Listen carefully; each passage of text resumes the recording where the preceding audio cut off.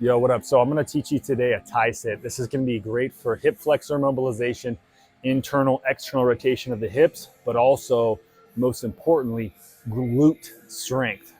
So I'm going to show you 3 different progressions you can do based off this, each one sequentially more difficult than the other.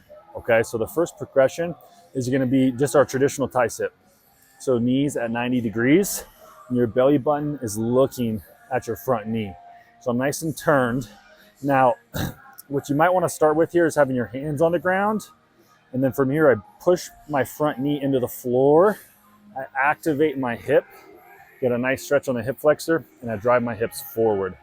With the obvious goal being to be able to do this without hand assist. So arms out, drive up, push my hips forward. I get a nice hip flexor stretch here. I activate my glutes and I come down. The knee will close and be a little bit less than 90. That's totally fine. You might have to have that happen in order to get an optimal position. So from here, we can go there, and we can add a little more mobility to it by switching to the same side, or the opposite direction, excuse me. From here, same thing, drive up, come back down.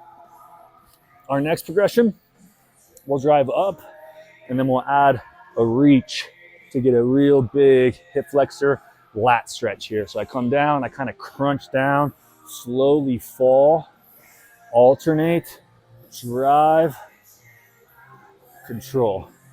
Our third progression, keep it all the same, drive up, reach.